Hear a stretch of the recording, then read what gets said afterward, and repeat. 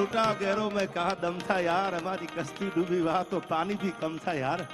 गा पोताना करी जाए बाकी बीजानी थोड़ी तेवड़ છે યાર। અને આપણી પથારીની ખબર આપણાને જ હોય યાર, અને પથારી ઈ જ ફેરવે બાકી બીજાને ખબર હોય તમારી પથારી ક્યાં છે। હા વગાડો વગાડો, થોડુંક સાઉન્ડ સારું વગાડો ભાઈ, બહુ સારા છો તમે। હા ભાઈ,